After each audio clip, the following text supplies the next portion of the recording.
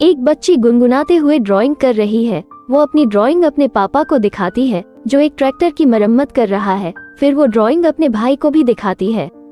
बाप देखता है कि कोई आदमी बाहर उसकी बीवी से बहस कर रहा है और गुस्से में अपनी बंदूक लेकर दौड़ता हुआ वहां जाता है। बच्चे भी उसके पीछे पीछे चले जाते हैं। उनकी माँ उसे रोकने की कोशिश करती है लेकिन वो नहीं रुकता और वो आदमी उसे गोली मार देता है। ये उस छोटे पहाड़ी इलाके का मेयर था जो एक गिफ्ट लेकर आया था। बच्चों पर उनके बाप की मौत का गहरा असर पड़ता है। कुछ साल बाद लड़की एक झील में नहा रही थी, तभी उसे गोलियों की आवाज सुनाई देती है। उसी जंगल में एक आदमी शिकार कर रहा था। लड़की गोलियों की आवाज से थोड़ा डर जाती है। वो आदमी अपने शिकार को लेने आता है और उसे उठाकर अपनी ट्रक में ले जाता है। लड़की भी कपड़े पहनकर वहां से निकलती है और पहाड़ों में खेलती हुई अपने घर जाती है। तभी एक चिलगोजा चीखता है लेकिन वो मुड़कर अपने घर आती है और अपने भाई को ट्रैक्टर से उतारती है। उनकी माँ लकड़ियाँ काट रही थी। ये वही परिवार है जिसके बाप को मेयर ने सुड़का दिया था। लड़का गायों को चरा रहा है और लड़की अपनी माँ की जगह लकड़ियाँ काटने लगती है। सारे काम करने के बाद वो अपने भाई के साथ थोड़ी मस्ती करने लगती है। वो लोग अपने में ही खुश थे। शिकारी अपनी वाइफ के साथ चर्च जा रहा है। गेट पर मेयर, जो कि उसका बाप है, उसकी टाई ठीक करता है। चर्च की घंटियों की आवाज दूर बैठे भाई बहन तक जा रही है। चर्च में प्रेयर कर बाप बेटा प्रसाद खाते हैं।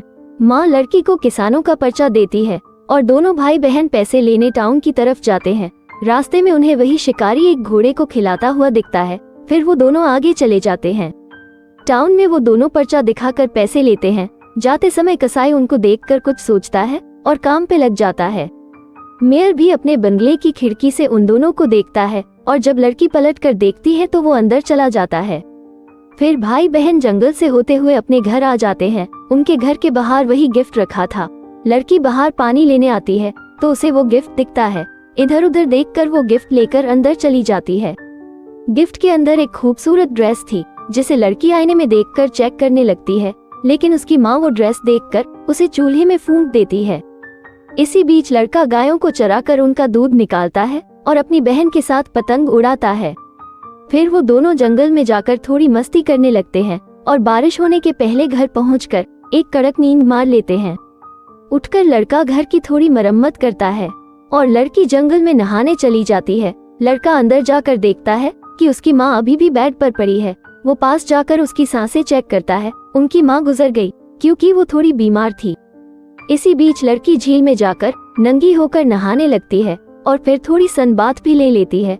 जब वो नहाकर धूप सेक रही थी, शिकारी वहां आ जाता है और उसके नंगे बदन को घूरने लगता है।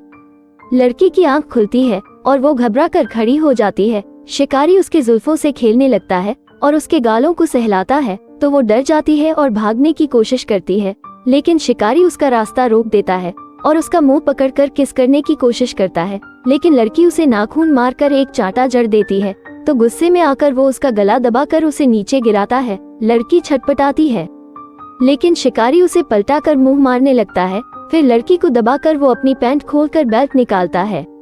घर पर लड़का अपनी बहन का इंतजार कर रहा है। शिकारी उसकी बहन का मुंह बेल्ट से बांधकर उसका रेप कर देता है। लड़की दर्द से तड़प रही थी जब शिकारी अपनी पैंट पहनकर उसे अपनी बंदूक दिखाकर डराता है और एक गोली दाग देता है। लड़की थोड़ी देर वहीं पड़ी रोती है, फिर अपने घर की तरफ जाती है। उसका भाई ये देखकर दौड़कर उसकी मदद करने जाता है। घर आकर वो थोड़ा सोच विचार करती है और उसका भाई उसे उनकी माँ के बारे में बताता है। फिर वो अपने जख्म साफ कर रोने लगती है और दोनों भाई बहन अपनी माँ को अलविदा करते हैं। शिकारी लड़की के बारे में अपने कमीने दोस्तों को बताता है।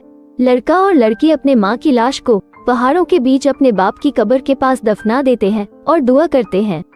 कुछ दिन बाद लड़की सब भूलकर घर के काम करने लग जाती है, लेकिन वो थोड़ी उदास रहती थी और अब पहले की तरह दोनों भाई बहन मस्ती नहीं कर पाते।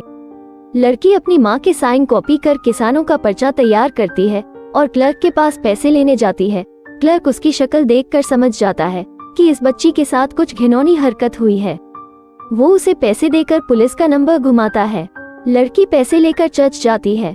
तभी कसाई और उसका दोस्त लड़की को गंदी नजर से देखते हैं। चर्च में लड़की अपनी बाइबल को फेंक देती है। तभी पीछे से मेयर आता है, लेकिन वो उसे नजरअंदाज कर चली जाती है।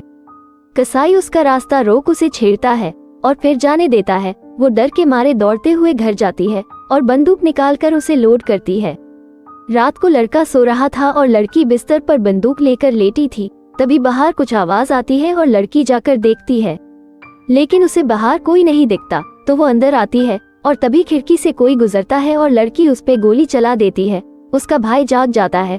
वो दोनों बहुत डरे हुए थे। लड़की बंदूक लेकर खिड़की के पास जाकर देखती है, तभी पीछे से कोई उसके भाई को दबोच लेता है। लड़की पलट कर देखती है कि कसाई ने उसके भाई को दबोच रखा है। तभी शिकारी और उनका दोस्त भी अंदर आ जाते हैं। लड़की घबराकर रोने लगती है। कसाई उसके भाई को मारने की धमकी देकर बंदूक फेंकने कहता है।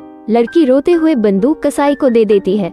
कसाई बंदूक और उसके भाई को दोस्त को पकड़ा कर लड़की पर हाथ फेरता है और होश खोकर उसे बिस्तर में पटक कर उसके ऊपर चढ़ जाता है। लड़का अपनी बहन को बचाने के लिए छटपटाता है। शिकारी दोस्त को बोलता है कि लड़के को दूसरे कमरे में ले जाओ, और फिर वो कसाई को उस मासूम लड़की का बलात्कार करते हुए देखता है। लड़की बहुत रोती गिड़गिड़ाती है, लेकिन वो तीनों भेड़िए रात भर उसका शोषण करते हैं। अगले दिन शहर से एक डिटेक्टिव उस टाउन में आती है। कसाई दूर से उसे देखता है। क्लर्क उसे बताता है कि अपनी माँ की जगह लड़की यहाँ पैसे लेने आती है, और पिछली बार जब वो आई तो उसकी हालत बहुत बुरी थी। तभी मेयर वहाँ आ जाता है और उनकी बात सुन लेता है। जब डिटेक्टिव अपनी कार में जा रही थी, कसाई अपनी दुकान से उसे घूर कर चिल्लम फूंकता है। घर पर लड़का अपनी बहन के लिए कड़क चाय बनाता है और उसे संभालने की कोशिश करता है, लेकिन लड़की अपनी इज्जत खोकर स्तब्ध है।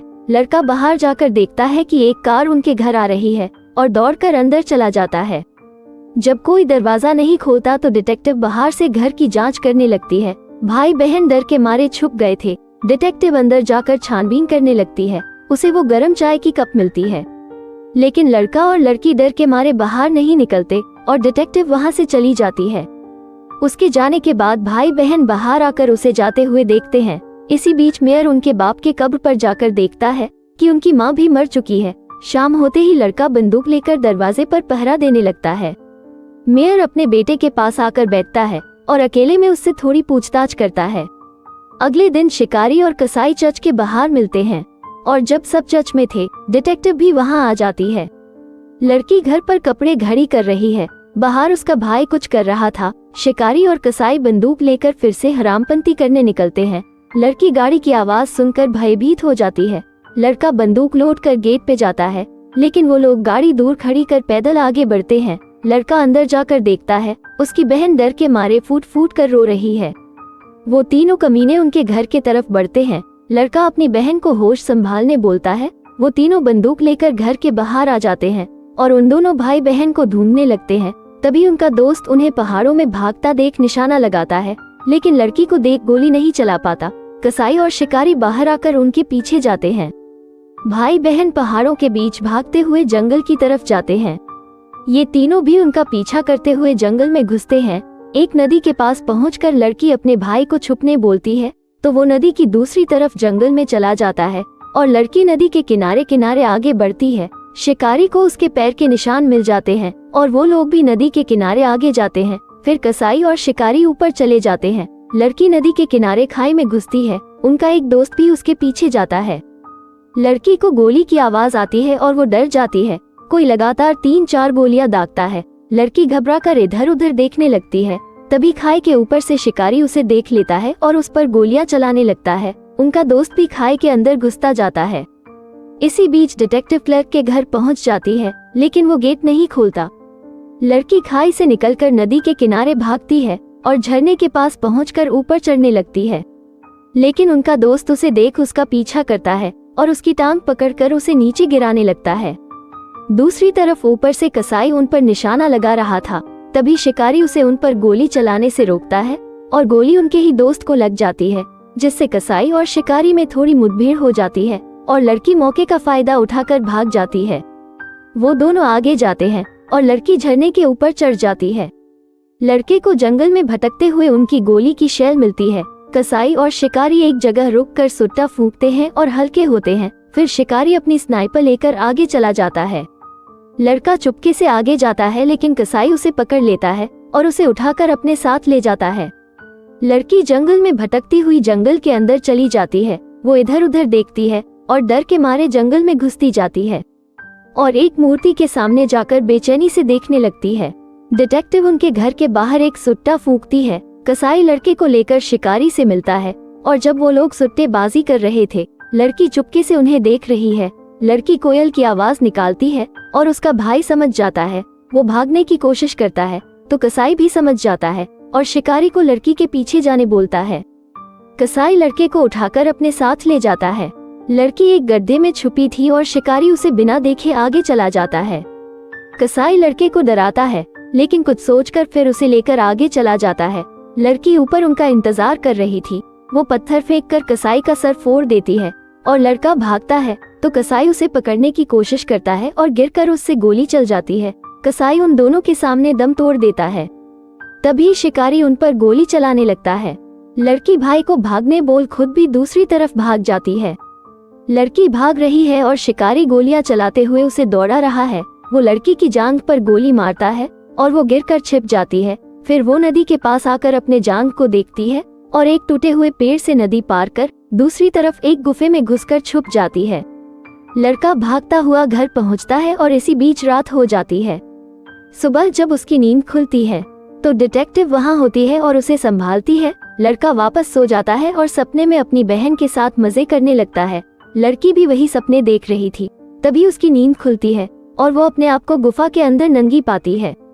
शिकारी बाहर इंतजार कर रहा था लेकिन वो दूसरी तरफ से निकलकर बाहर आती है और हताश होकर फूट फूट कर रोने लगती है। वो इस जंगल में बिताए बीते दिनों को याद करती है और अपनी किस्मत को कोसने लगती है। शिकारी उनके घर की तरफ जाता है और देखता है कि लड़की भी थोड़ी ही दूर में है। लड़की उसकी तरफ देखकर उसका सामना करती है। शिकारी की थोड़ी फट जाती है।